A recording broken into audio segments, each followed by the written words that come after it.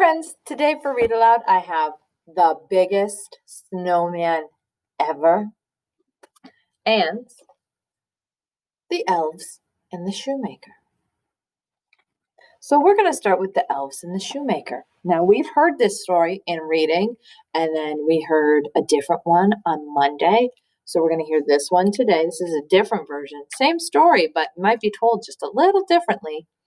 And then on Friday, we will hear another version. I think that one has a cowboy in it. So this one is the elves and the shoemaker, and it is illustrated and retold by Jim LaMarche.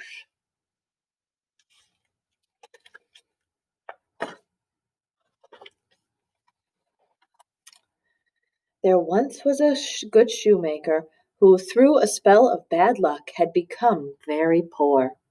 Finally, he had just enough leather to make one last pair of shoes. Still, it is a fine piece of leather, said his wife, as soft as butter, yet as strong as your hands.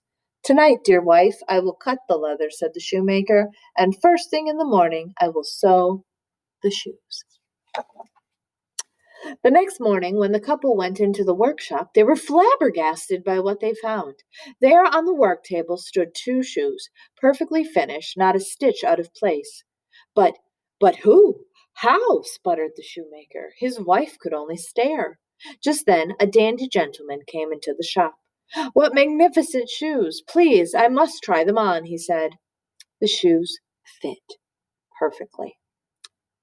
It was if they had been made just for him. He was so pleased that he paid double the price. Now the shoemaker had enough money to buy leather for 2 more pairs of shoes. Again, that evening, the shoemaker cut the leather for the shoes and went to bed. Once again in the morning, there were shoes. Finished! Buyers were not lacking for these either, and as before, they were so pleased they paid double the price. Now the shoemaker had enough money to buy leather for 4 more pairs of shoes. The next morning, just as before, there were shoes already made. Look at how pretty those shoes are. On and on it went. Whatever the shoemaker cut in the evening was finished by the morning. Soon the news of the splendid shoes spread throughout the town, and the shoemaker and his wife were no longer poor. Look at that line. It's a big line, isn't it? One evening, not long before Christmas, as the shoemaker cut more leather shoes, his wife spoke. Dear husband, who has made us so rich? What if we were to stay up tonight and see who comes to our shop? The shoemaker agreed. So that night they lit a small lamp in the hall beside their coats and waited. As the clock struck midnight, they heard a creak from the window and a scuttle of small feet. Peeking out from behind the coats, they saw 2 tiny children sneak into the workshop. They were poorly shod, and they wore only raggedy sacks for warmth. Elves, the shoemaker's wife whispered. See? Do you see them underneath the coats? And there are the elves. They're coming in the window.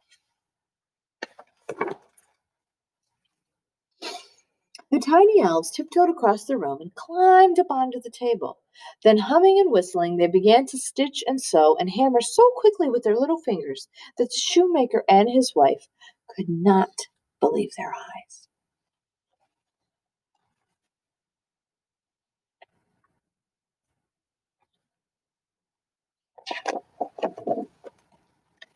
The elves did not stop until all the shoes were finished and stood lined up on the table.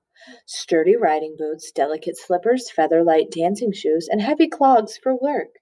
Then the elves tiptoed out of the workshop, up the stairs, and out the window.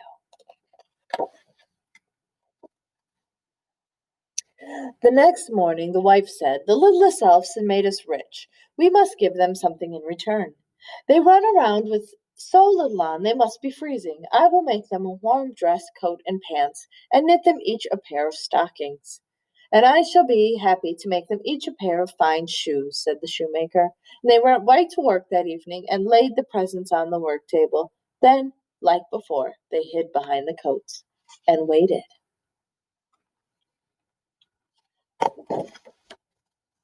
At midnight, the elves quietly slipped into the shop, ready for another night's work. But instead of pieces of leather, they found the beautiful presents. At first, they were too astonished to move. They hugged their new warm clothes and quickly put them on.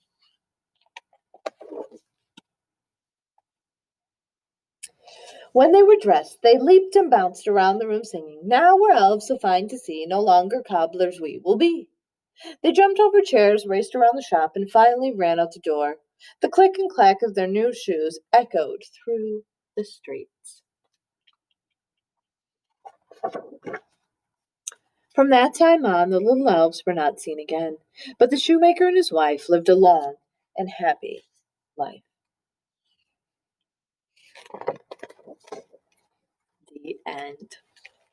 And the other book that I have for you today, friends, is The Biggest Snowman Ever. It's by Stephen Kroll and illustrated by Jenny Bassett.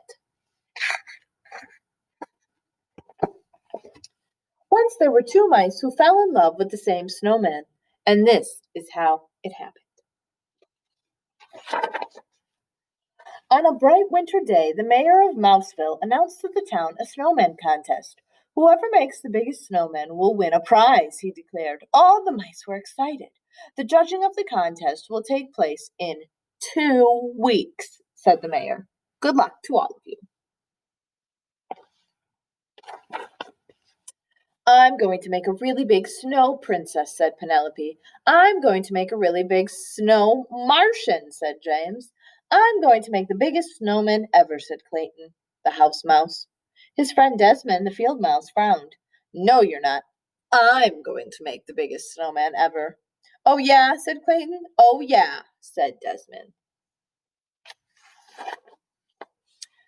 That night it snowed and snowed. Huge drifts covered the driveways, roads, and fields.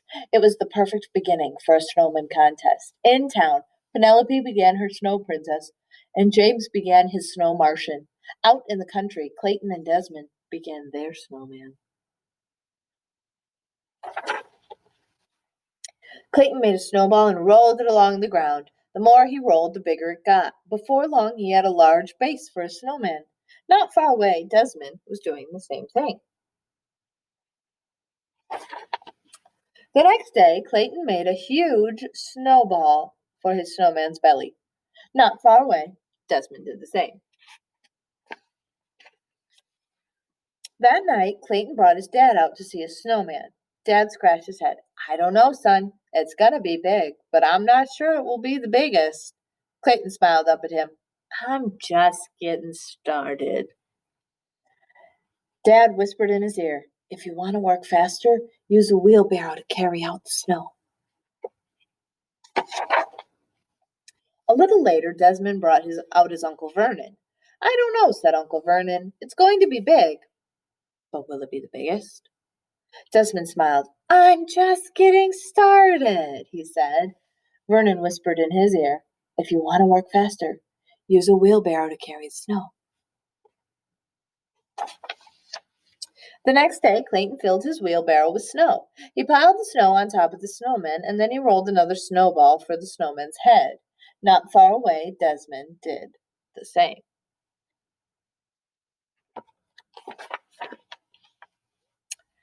A few days later, Desmond ran into town to look at James' snow Martian and Penelope's snow princess. He said, "All of our snow people are the same size." That afternoon, Clayton made the same discovery. The next day, while working on his snowman, Clayton had an idea.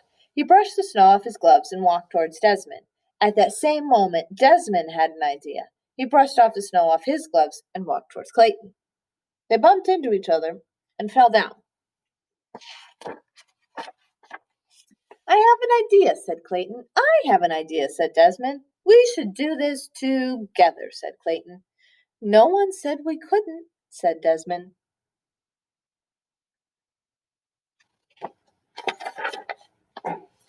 First, they rolled each part of Desmond's snowman over to the middle of the field.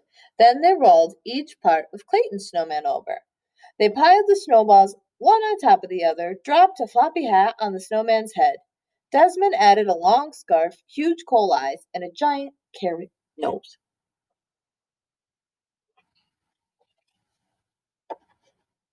Hmm.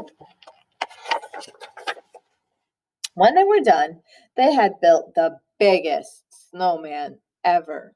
Look how big that is. That is huge. The morning of the contest, the field mice on the snowmobiles brought the judges out to the country. You both win the prize, said the mayor, handing Clayton and Desmond a large wedge of Swiss cheese.